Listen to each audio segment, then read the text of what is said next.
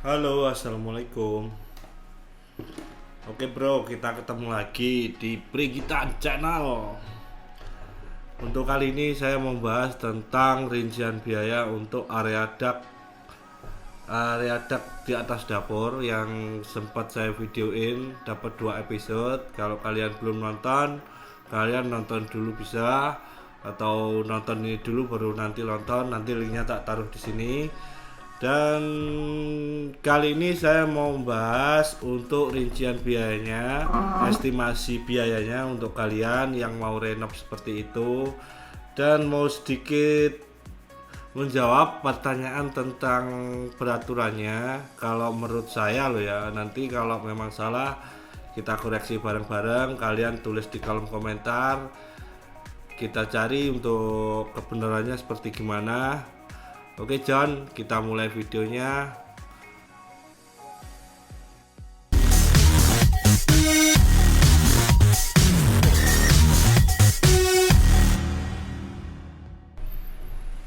Oke, kita mulai videonya dari area depan John ya. Untuk area depan itu ada keramik carport untuk ukurannya 2,5 kali 4. Jadi kita membutuhkan sekitar 10 meter persegi dan per meternya itu sekitar 60.000. Jadi untuk biayanya itu sekitar 600.000. Untuk keramik teras yang area teras itu membutuhkan sekitar 7 dos. 7 dos kalau per meternya 79.000, berarti itu menghabiskan sekitar kurang lebih 550.000. Kita lanjut untuk area teras, dinding teras. Maksudnya dinding teras itu teras depan plus area samping itu menghabiskan kurang lebih 9 dos. Dan untuk per dosnya itu sekitar 75.000. Jadi untuk biaya totalnya itu kurang lebih sekitar 675.000. Oke, kita lanjut ke area kanopi. Untuk kanopi rumah ini ada 2 trap untuk 2 tingkat supaya sirkulasi udara pun masih masuk dan masih bagus, masih mendapat. Karena untuk rumah di area perumahan itu kalian benar-benar memang harus selalu memperhatikan untuk area sirkulasi udara, memaksimalkan supaya rumah kalian itu bisa sehat. Saya katakan sehat itu kalau sirkulasi udaranya itu bagus. Jadi apa salahnya kalau kita berusaha untuk salah satunya itu di area kanopi. Jadi untuk kanopi yang pertama untuk area carport itu kurang lebih sekitar 10 meter persegi. Jadi dan untuk per meternya di area Ponorogo Selatan sini itu kurang lebih sekitar 250.000. Jadi total biayanya itu sekitar 2.500.000. Dan untuk kanopi yang depan area teras itu kurang lebih menghabiskan 1.200.000-an karena ukurannya lebih pendek John.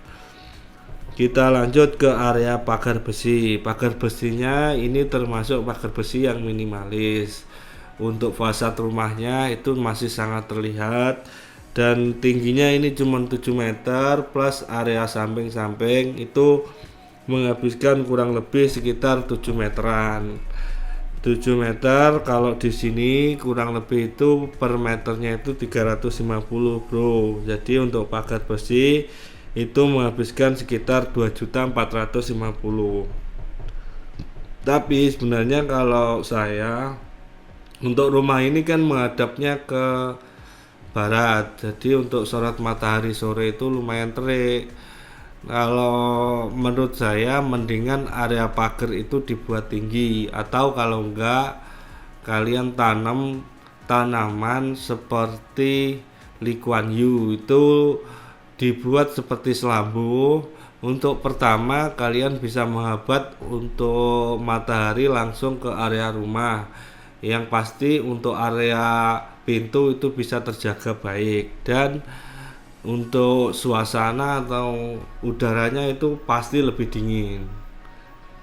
Oke bro, kita lanjut ke area plafon. Area plafon ruang tamu yang rumah ini itu juga diganti. Untuk ruang tamu itu sempet juga ada yang nanya sih kemarin, itu berapa bro untuk ukuran borongannya, untuk harga borongannya berapa. Dan di sini itu berukuran ruangannya dulu itu 2,5 kali 7, dan untuk borongannya itu kurang lebih kan di area Ponorogo ini untuk plafon trap itu sekitar 150 sampai 175.000. Tapi kita ambil di sini untuk harganya itu kita ambil 165.000 aja John. Jadi untuk totalnya itu 2.880.000.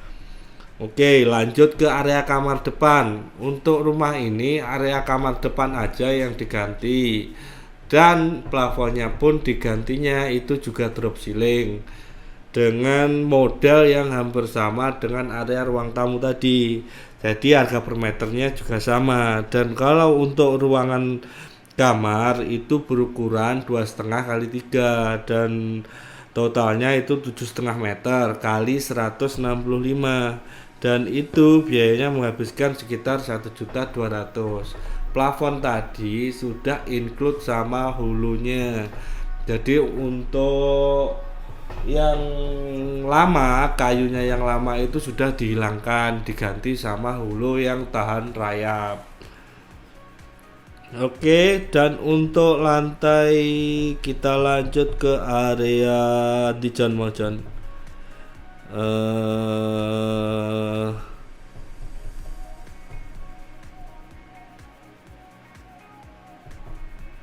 Kita lanjut ke area dapur. Untuk area dapur ini sudah memakai lantai granit. Untuk lantai granit luasnya di area belakang itu kurang lebih kan 7 meter. Dan kalau kita kasih granit itu membutuhkan kurang lebih sekitar 5 dus. 5 dus dengan biayanya itu kurang lebih per meternya itu 120. Jadi untuk totalnya menghabiskan area lantainya itu 600 ribuan John. Dan untuk area dapurnya itu ya meja terus dan lain-lain lah, guys, besi, dan itu menghabiskan kurang lebih sekitar sekitar 4 jutaan lah, 4 jutaan plus area kitchen set. Per area kitchen set itu kurang lebih menghabiskan kurang lebih 4 juta.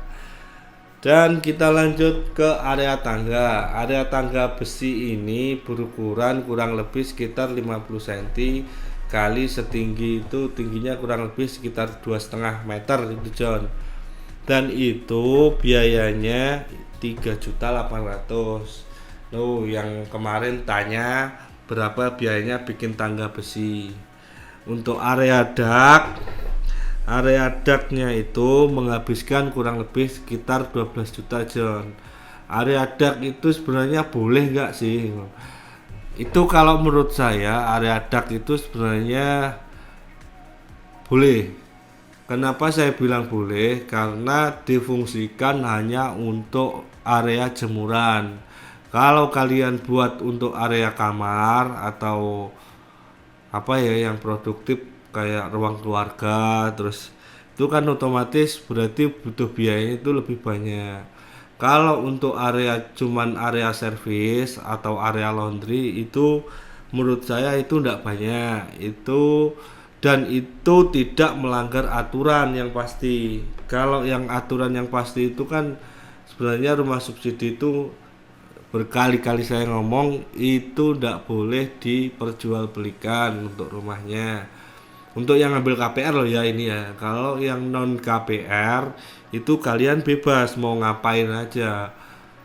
Untuk yang pasti tadi tidak boleh diperjualbelikan, tidak boleh disewakan, dan nggak boleh dibuat 2 lantai sebelum 5 tahun. Kalau cuman buat untuk area servis itu setahu saya boleh, karena untuk jemuran itu kalau di depan juga untuk sebagian orang itu kurang etis atau tidak enak lah dipandang mata John. Jadi tergantung kalian, kalau kalian memang berani kalian bangun aja, Kalau kalian masih ragu, mendingan tanya ke bank atau gimana. Ini kalau menurut saya, karena saya cari aturannya di dinas kementerian atau di webnya itu, untuk yang pasti renov yang nggak boleh itu adalah dibuat 2 lantai.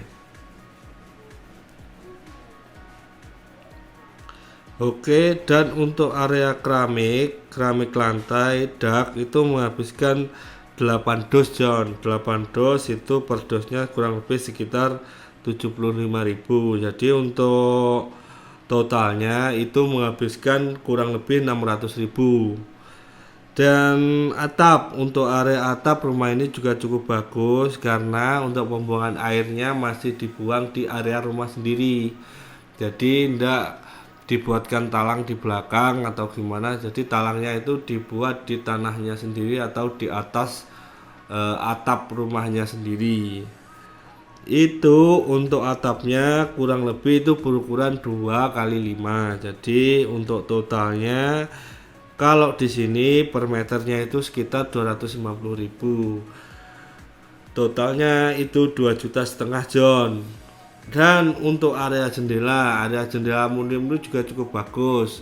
Ini bisa kalian tiru untuk konsepnya itu, kalau hujan itu enggak tampias, dan untuk area jemuran pun kalau kalian tinggal itu masih aman karena untuk dindingnya itu dibuat dari fiber dan bening.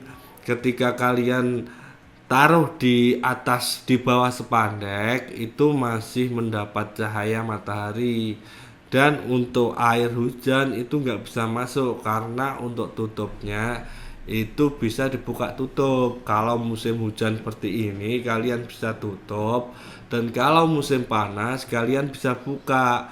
Kalau dibuka otomatis area jemuran kalian pasti akan jauh lebih cepat. Oke, dan totalnya untuk keseluruhan tadi itu sekitar 36 jutaan. 36 jutaan itu belum termasuk biaya tukangnya loh John, karena biaya tukang itu variatif tergantung daerah kalian masing-masing. Untuk kalau di daerah sini untuk pengerjaan yang pakai tukang ini tadi berarti kan cuman area depan, dak sama lantai-lantai itu ya John ya, itu kurang lebih di sini tadi menghabiskan sekitar 7 jutaan. Dan untuk pasir, semen dan lain-lain seperti belapak itu kurang lebih mungkin menghabiskan sekitar 2,5. Oke, dan kalau kalian, menurut kalian untuk rumah seperti ini menghabiskan terlalu banyak, saya sarankan kalian itu membangunnya itu dibuat tumbuh John, jadi sedikit-sedikit atau berapa persen. Setelah melihat video ini kan kalian bisa buat referensi, misal untuk area dak atas, untuk area atap, terus aluminium tadi, terus area lantai di atas itu jangan kalian kerjakan dulu, kalian fokus saja di dak sama atapnya, supaya atap dikit yang menutupi area tangga supaya air hujan itu nggak masuk. Jadi untuk yang ngenak nih jemur tadi itu jangan dulu, itu kalian kan bisa pas lagi, untuk biayanya bisa lebih sedikit lagi. Yang lain kalian bisa lihat sendiri, kalian bisa mana yang kalian lebih butuhkan, kalian utamakan dulu, kalian kerjakan dulu. Misal untuk area depan nggak usah dikeramik dulu, dirabat CAE gitu kan juga bisa menghemat biaya. Jadi sekarang tergantung kalian. Semoga untuk video ini bisa membantu kalian merenov rumah subsidi. Dan terima kasih, like, subscribe sakarepmu, tapi sebarkan ke teman-teman yang membutuhkan referensi untuk renov rumah subsidi, mulai dari bentuknya, biayanya itu kalian kasih tahu, kalian kasih lihat videonya.